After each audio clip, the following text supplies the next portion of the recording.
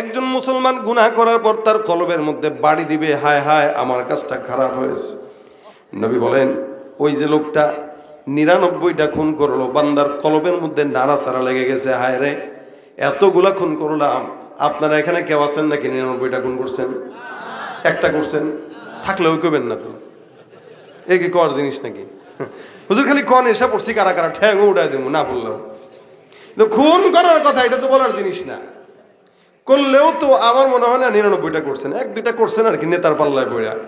ভাই যাদের পাল্লায় পড়ে এতদিন উল্টাপাল্টা করছেন এগুলো কিন্তু আপনাদের বন্ধু ছিল না, কথা বুঝেন নাই? এরা আপনাদের বন্ধু ছিল কখনো না, কখনো হবে। অযথা মরিচিকার পিছনে না ছুটে ইসলামের পিছনে ছুটেন, কাজে দিবে। এদের পিছনে ছুটছেন, এরা আপনাদেরকে ভুইলা নিজেরা সব ভাগছে। আপনারা এলাকায় এখন পরিচয় দিতে পারেন না, তা লাভটা হইল কি? এই জন্য দুনিয়াতে কোনো নেতার পিছনে দৌড়ানোর কোনো যুক্তি নাই। আল্লাহ রসুলের পিছনে দৌড়ান লাভ আছে, কোরআনের পিছনে দৌড়ান লাভ আছে, এছাড়া কোন দলের পিছনে শান্তি। বাইরে আমার 99টা খুন করার পর বান্দা গেছে এক আবেদের কাছে। আবেদ আর আলেম পার্থক্য আছে না নাই? ফাদলুল আলিমি আলাল আবিদি কাফাদলি আলা আদনাকুম। আবেদ এটা ইবাদত করতে জানে কিন্তু ভুলভাল ইবাদত করে, আর আলেম ইবাদত কম করলেও বুঝ মতো করে। আবেদের অবস্থা হইলো আবেদ খালি বুঝে, ইবাদত বুঝে খালি, আর কিছু বুঝে না। টাইম নাই বে টাইম নাই, সে আন্দা গুন্দা ইবাদত করে। আবেদের কাছে গেলেন, যাওয়ার পরে ডাক দেয়া কয় হুজুর আমি 99টা খুন করলাম, গুনাহ হয়ে গেল, আল্লাহ যদি আমাকে ক্ষমা না করে আমার দিলের মধ্যে খারাপ লাগে, দয়া করে আপনি বলেন আমি ক্ষমা পাবো কিনা। এবার হুজুর ডাক দেয়া কয় কয়টা খুন করছেন? কয় 99টা। লা হাওলা ওয়ালা কুওয়াতা ইল্লা বিল্লাহ, আস্তাগফিরুল্লাহ আস্তাগফিরুল্লাহ আস্তাগফিরুল্লাহ। করলেনটা কি আপনি? মানে বুঝলেন না? অবাক। 99টা খুন করে আপনি আমার কাছে আসছেন মাফ পাইতেন, ভাগেন মেয়ে এখান থেকে, অত সোজা? হ্যাঁ, আল্লাহ বসে রয়েছে আপনারা মাফ করার জন্য। আমরাও কিন্তু এগুলা করি। কেউ ইস্তেগফার করলে সারা জিন্দিগি অকাম করে হ্যাঁ আস্তাগফিরুল্লাহ। হ্যাঁ আরে ভাই অকাম করছি বলেই তো আস্তাগফিরুল্লাহ, কথা কয় না? অকাম যদি না করতাম তাহলে তো আব্দুল লতিফ সিদ্দিকীর মতো কইতাম না আমার গুনাহ নাই, এটাই না কইতাম। কিন্তু আমরা তো এটা বলতে পারি না। আমরা বলি কি ভাই আমি গুনাহগার, আল্লাহ যদি ক্ষমা না করে তাহলে আমার কোনো উপায়। এই বান্দা কয় আমার মাফ আছে নাকি? বান্দা এই আবেদ কয় না না না না মা ভাগেন ভাগেন ভাই, এমন অন্যায়কারী রে আমি আমার মজলিসে বসতে দিতে পারি না ভাই, আপনি আমার এখানে যতক্ষণ থাকবেন নাপাক হবে ভাই, ভাগেন। মানে উল্টা পাল্টা কথা বইলা। বেচারা খুন করছিল কয়টা? 99টা খুন করছে, তার মানে বুঝতে হবে কত টপ লেভেলের সন্ত্রাস। মেজাজ টেজাজ নষ্ট হয়ে গেছে। কয় কি রে, আরে আমি যদি মাফ না পাই তা তোরে রাখবো কি লেগে? এই হুজুরে কয় কি আমি বলে ক্ষমা পাবো না? চুরিটা বাড়ি করে হুজুরের প্যাডের মধ্যে ঢুকাই দিছে, খালাস। আগে ছিল 99টা, এখন হইছে কয়টা? সেঞ্চুরি। কি চুরি? খালাস। আরে সেঞ্চুরি করে কয় ইন্না লিল্লাহ, কি করলাম এটা? 99টা ছিল ভালো ছিল, একটা বেড়ে গেল, তোর চুরি ফেলাই দিছে, যা এটা শয়তান, এটা থাকলেই খালি মানুষের মারতে মনে হয়, এর কাছে তো পানি ভাত। এবার দৌড় দিয়া আরেকজন আলেমের কাছে যায়, যা ডাক দিয়া বলে হুজুর আমি খুন করেছি 99টা।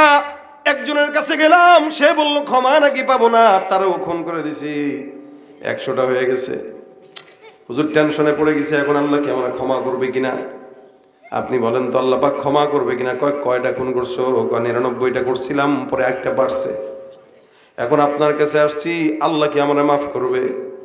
আলেম ডাক দিয়া বলে তুমি খুন যদি 100টাও করো, 1 কোটিটাও করো, সারা জিন্দেগিও করো, তোমার গুনাহের শেষ যেখানে আমার মাওলার দয়া সেখানে।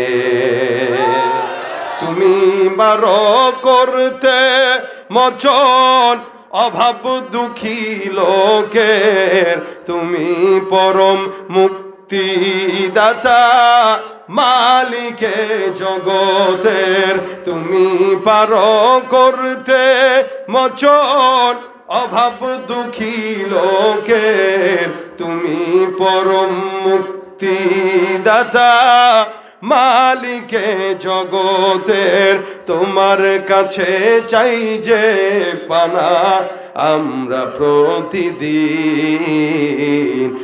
তোমার দয়ায় পূর্ণ আমার সারা নিশিদিন। আল্লাহ তুমি দয়ার সাগর, আল্লাহ তুমি দয়ার সাগর, রহমানুর রহিম। তোমার দয়ায় পূর্ণ আমার সারা নিশিদিন। দয়া কার? 100টা খুন করার পর বান্দা ডাক দেয়, বলে ক্ষমা, ক্ষমা যদি পেতে চাও এই এলাকার থেকে অমুক একটা এলাকায় যাও, ওখানে যাওয়ার পর কিছু আল্লাহওয়ালা আল্লাহর বন্ধুদেরকে দেখবা, তাদের সঙ্গে সময় লাগাও, তাদের সোহবতে থাকো, ইনশাআল্লাহ আমার আল্লাহ তোমাকে ক্ষমা করে দিবেন। উদাহরণস্বরূপ এখান থেকে ঢাকায় যাও, 150 কিলোমিটার রাস্তা যাবা, যাওয়ার পরে আল্লাহর বান্দাদের সঙ্গে সময় লাগাবা। আল্লাহর বান্দা 100 খুনের অধিকারী মানুষ রওনা হয়ে গেছে তওবার নিয়তে। এখান থেকে গোসল করে সুন্দর করে সেজে গুজে আতর টাতর দিয়া রওনা।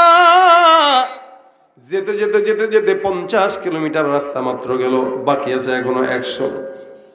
আমার আল্লাহ ডাক দিয়া বলে, আজরাইল এই বান্দাটার হায়াত শেষ হয়ে গেছে, বান্দার জানটা কবজ করে নিয়ে আসো। আমার আল্লাহ পাকের আদেশে বান্দার হায়াত শেষ হয়ে গেল, জান কবজ। বান্দার মৌত হয়ে গেল। এখন ফেরেশতারা 2 দল, এক দল কয় এটা বান্দা জান্নাতি, আরেক দল বলে জাহান্নামী। কেন জান্নাতি? বলে বান্দা 100টা খুন করার পর আল্লাহর দরবারে তওবা করার নিয়ত করছে, কিন্তু বান্দার হায়াত ছিল না। এটা বান্দার দোষ না, আল্লাহর ইচ্ছা। আল্লাহ পাক বান্দাকে চান নাই দন্দা বাঁচবে, এই কারণে আল্লাহ নিয়ে গেছেন, আল্লাহর মাল। আর জাহান্নামের ফেরেশতারা কয় না না, 100টা খুন করার পর তওবা যেহেতু করে নাই, সোজাসুজি জাহান্নাম। একদল কয় জান্নাতি, আরেক দল কয় জাহান্নামী। 2 দলের মধ্যে লেগে গেছে বান্দাকে টানা হেঁচড়া করার জন্য। ফেরেশতারা কয় না না, তওবার নিয়ত করছে, সোজা জান্নাতে যাবে। নবী বলেন, কেউ যদি নেকের নিয়ত করে, মান হাম্মা বিহাসানা, কেউ যদি ভালো কোনো কাজের নিয়ত করে, কিন্তু নিয়ত করার পরে বান্দা কার্যক্রমটা করতে পারে নাই, নবী বলেন কাতাবাল্লাহু লাহু হাসানাতান কামিলা, আমার আল্লাহ ওই বান্দাকে নেক কাজের নিয়তের বরকতে পরিপূর্ণ সওয়াব দান করে দিবে। কত বড় নিয়ামত চিন্তা করা যায়। নেকের নিয়ত খালি করবেন কিন্তু করতে পারেন নাই, সওয়াব লেখা হয়ে গেছে। সুবহানাল্লাহ। এই বান্দার জাহান্নাম আর জান্নাতের ফেরেশতাদের মাঝখানে দ্বন্দ্ব। আরেক দল ফেরেশতা আসছে, ডাক দেয়া কয় কি মুশকিলের ব্যাপার? কয় ভাই এটা জান্নাতে যাবে, কয় ভাই জাহান্নামে যাবে। কেন? বান্দা 100টা খুন করলো, এই বান্দা তাওবা করে নাই।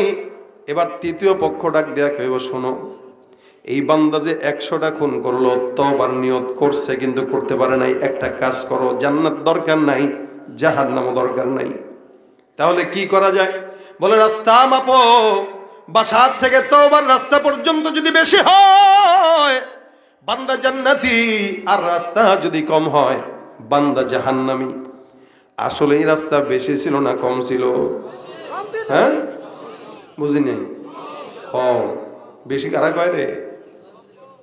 150 কিলোমিটার যাওয়ার রাস্তা গেছে 50, বাকি আছে 100। রাস্তা ছিল কম, মাত্র রওনা দিছে, হায়াত শেষ। ফেরেশতা কয় বান্দার রাস্তা, বাসার থেকে তওবার রাস্তা যদি দীর্ঘ হয় এই বান্দা জান্নাতি,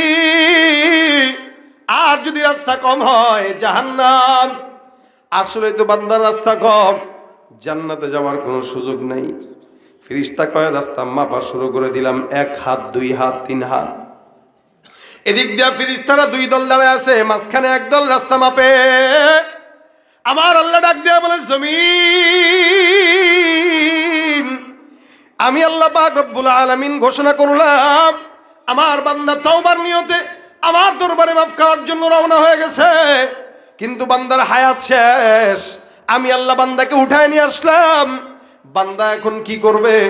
এই বান্দার নিয়তটা তো ভালো ছিল, আমি আল্লাহ পাক আদেশ করলাম আমার বান্দার তওবার রাস্তা ফেরেশতারা মাপা শুরু করে দিল। এ জমিন আমি আল্লাহ পাক রব্বুল আলামিন আদেশ দিলাম আমার এই বান্দার রাস্তাটা দীর্ঘ লম্বা জান্নাত পর্যন্ত দীর্ঘ হয়ে যাও। আমার আল্লাহ পাকের আদেশে বান্দার রাস্তাটা জান্নাত পর্যন্ত দীর্ঘ লম্বা হয়ে গেছে। ফেরেশতারা মাপতে মাপতে মাপতে মাপতে মাপতে মাপতে তাকায় দেখে বান্দার রাস্তাটা আল্লাহর জান্নাত পর্যন্ত দীর্ঘ হয়ে গেছে। আমার আল্লাহ ডাক দেয়া বলে, কোন দিকে বেশি? বলে জান্নাতের দিকে বেশি। বলে যাও সোজা বান্দাকে জান্নাত দিয়া দাও। নবী আমার ডাক দিয়া বলে, উম্মত, একটা মানুষ যদি বনি ইসরাইলের লোক হয় আর যদি 100টা গুণ করার পর তওবার নিয়ত করেই জান্নাতি হয়, তোমরা আখিরি জামানার পয়গম্বরের উম্মত বুঝতে হবে আমার আল্লাহ পাক রব্বুল আলামিন তোমাদেরকে কত মহব্বত করে। নবী ডাক দিয়া কয়, এ বান্দা, তোমাকে আল্লাহ পাক কত মহব্বত করে, কত দামি বানাইলো। এই জমিনের মধ্যে সবচাইতে দামি ঘর হলো বাইতুল্লাহ। আল্লাহর ঘরটা কত দামি ঘর।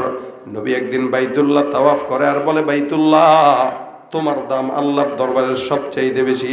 তবে তুমি জানো তোমার কাছে যারা তাওয়াফ করতে আসে এই সমস্ত ছোট ছোট ইমানদারদের দাম তুমি বাইতুল্লাহর চাইতেও কোটি গুণে বেশি। মানুষের দাম বাইতুল্লাহর চাইতে বেশি না কম?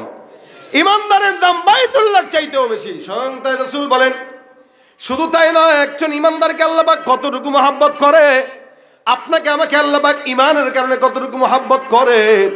নবী আমার ডাক দেয়া বলেন, মহব্বত, প্রেম, ভালোবাসাকে আল্লাহ পাক যখন বানায় 100 ভাগে ভাগ করা হয়। 1 ভাগ মহব্বত সারা দুনিয়ার মধ্যে ছড়ায় দেয়। পাখিদের মধ্যে 1 ভাগের কিঞ্চিত, ইনসানের মধ্যে কিঞ্চিত, জিন্নাতের মধ্যে কিঞ্চিত, মাখলুকাতের মধ্যে কিঞ্চিত, মাছের মধ্যে কিঞ্চিত, গোটা দুনিয়ার মধ্যে 1 ভাগ ছড়ায় দেয়। বাকি থাকে কয় ভাগ? 99 ভাগ। আমার নবী ডাক দিয়া কয়, বাকি 99 ভাগ মহব্বত কেবলমাত্র আল্লাহ পাক বান্দাকে ক্ষমা করার জন্য মাওলার দিলে রেখে দিয়েছেন। সুবহানাল্লাহ। আরে বান্দা বুঝে না বলেই তো উল্টা পাল্টা করে। বুঝলে কি আর ঘুষের টাকা সুন্নত মনে করে গুনাহ খাইতো? এ নিজের মর্যাদা বুঝে না। বুঝলে কি আর সুদের টাকাকে ইন্টারেস্ট আর মুনাফা বানায় খাইতো? বুঝলে কি আর জনগণের টাকা চুরি করে প্রসাদ বানাইতো? না, বুঝে না, নিজেকে চিনে নাই। নিজেকে আমরা চিনি নাই বলেই আমরা অন্যায়ের ভিতরে ডুবে থাকি। এই জন্য নিজেকে নিজে চেনা উচিত। নিজেকে নিজে চিনেন। প্রত্যেকটা মানুষ আমরা এখানে দামি, বাইতুল্লাহর চাইতেও দামি। আল্লাহ পাক আমাদেরকে সবচাইতে বেশি মহব্বত করেন। এই কারণে রাসূল করিম সাল্লাল্লাহু আলাইহি সাল্লাম বলেন, বান্দা, তুমি তোমাকে চিনো। এই মুসলমান খবরদার মনে রাখবেন, আল্লাহ বলে, এই যে রাসূল বলেন, একজন বনি ইসরাইলের লোককেও যদি আল্লাহ পাক ক্ষমা করতে পারে, আপনাকে আমাকে ক্ষমা করবে কি করবে না? করবে। শর্ত হলো কয়টা? 2টা। 1 নম্বর ইস্তেগফার, 2 নম্বর তাওবা। হাসান বসরি রাহমাতুল্লাহ আলাইহির জামানার ঘটনা শুনেন। উনি বসে রয়েছেন, উনার ঘরের ভিতরে একজন লোক ঢুকলেন। ঢুকার পরে বলে, হুজুর, এই যে ঘরের ভিতরে ঢুকলাম, আমি এমন জিন্দেগিতে এমন কোনো গুনাহ নাই যে এই গুনাহটা আমি করি নাই। আমাকে এমন একটা ছোট্ট আমল শিখিয়ে দেন যে আমলের কারণে আল্লাহ পাক আমারে মাফ করে দিবেন। হাসান বসরি যখন ওই কথা শুনলেন, ডাক দেয়া কয়, যাও বাসায় যা পড়বা আস্তাগফিরুল্লাহ। কি পড়বে? গুনাহ হয়ে গেছে, আস্তাগফিরুল্লাহ পড়ো, আল্লাহ সব গুনাহ মাফ করে দিবেন।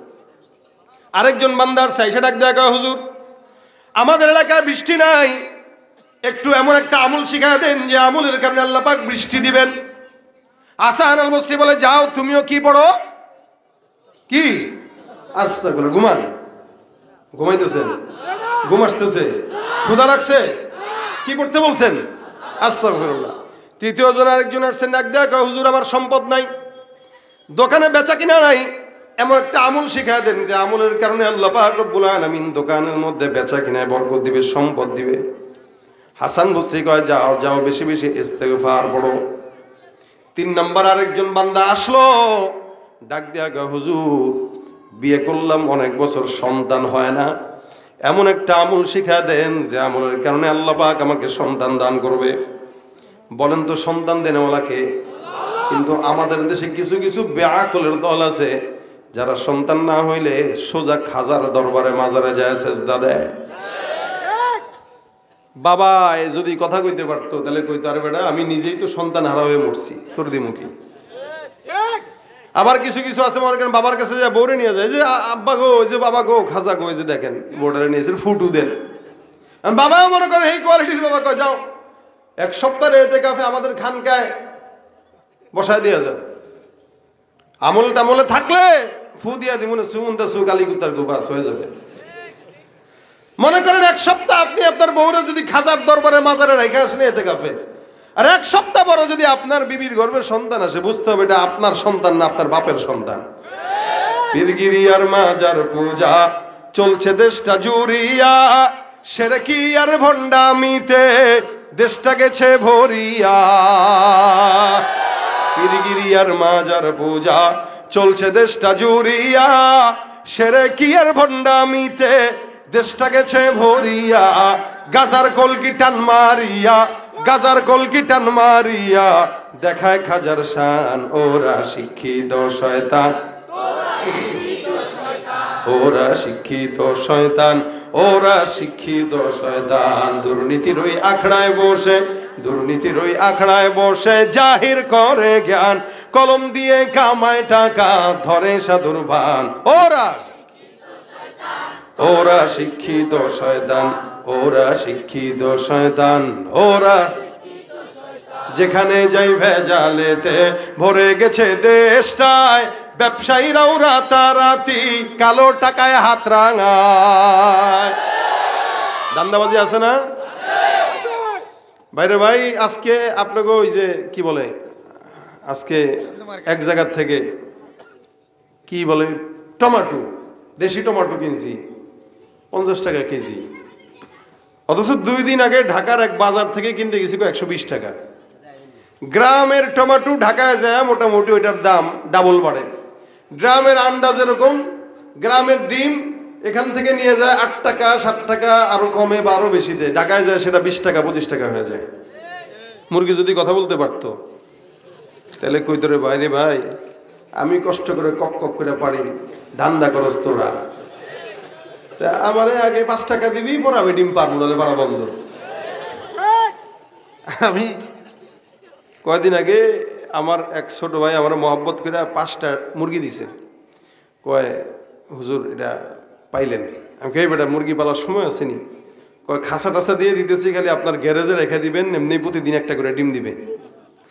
আমার একটু লোভ লাগলো, দেশি মুরগির ডিম তো পাওয়া যায় না, ঢাকা শহরে আমরা পাই হলো দেশি কক মুরগির ডিম, দেশি মুরগির ডিম মিলে না, কোথাও নাই। তো চিন্তা করলাম দেশি মুরগির ডিম খাইতে পারবো, তো মুরগি নেই, 5টা দিছে।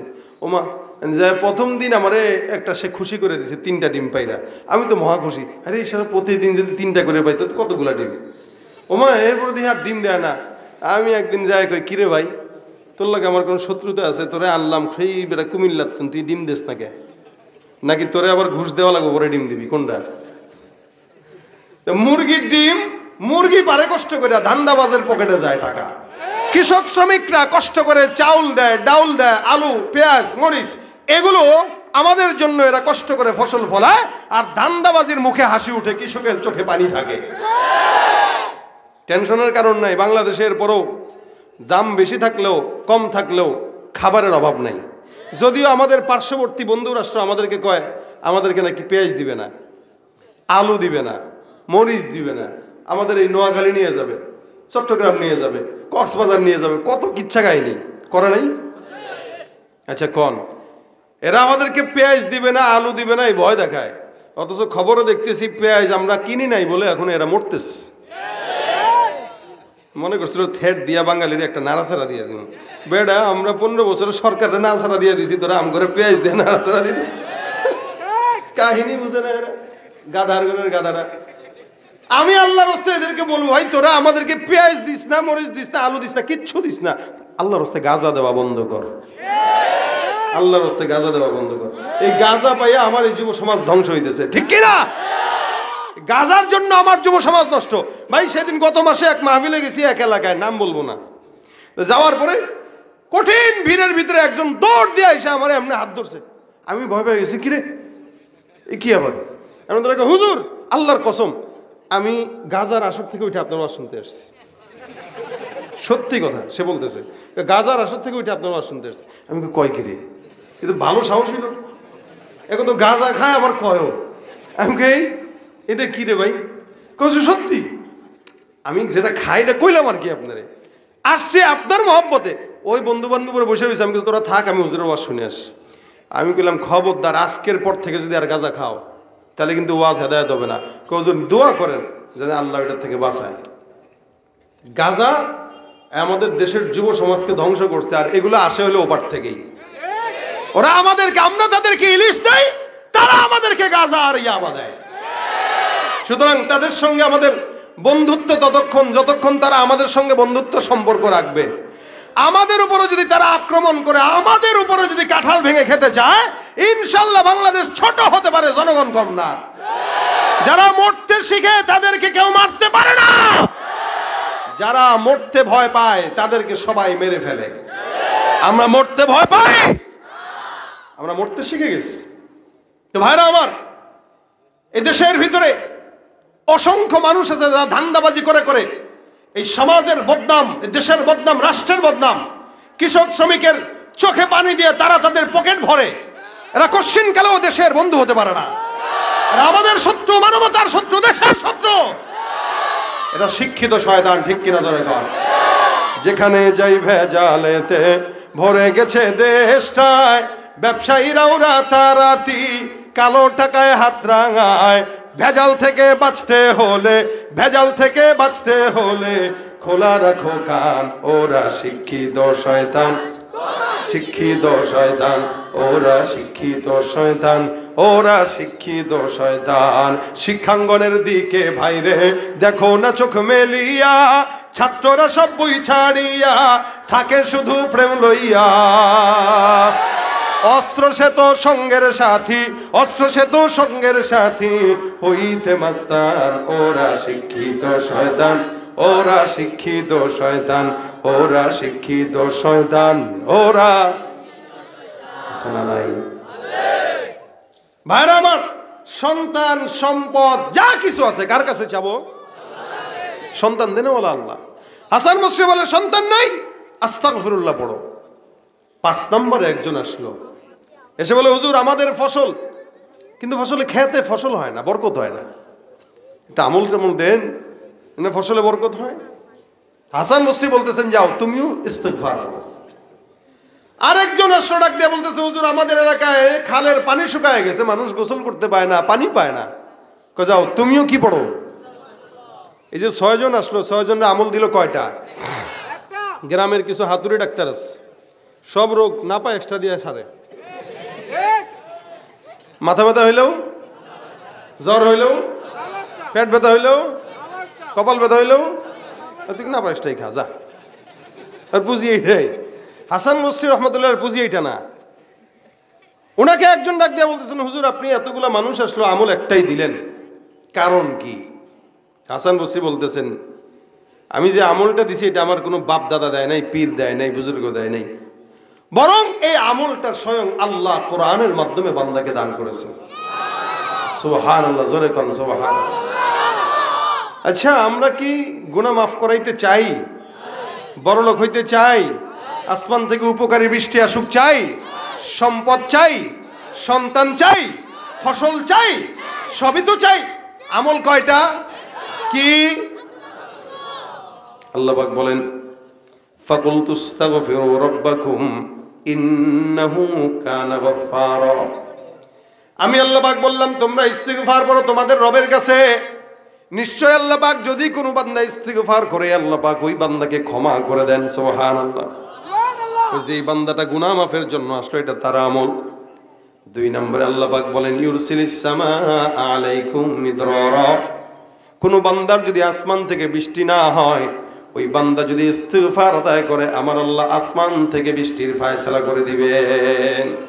ওয়ায়ুমদিদুকুম বিআমওয়ালি ওয়া বানিন। যাদের সম্পদ নাই, সন্তান নাই, ওই বান্দাও যদি ইস্তিগফার করে আমার আল্লাহ পাক ডাক দিয়া কয় আমি আল্লাহ বান্দাকে সন্তানও দেব, সম্পদেও ভরপুর করে দিব।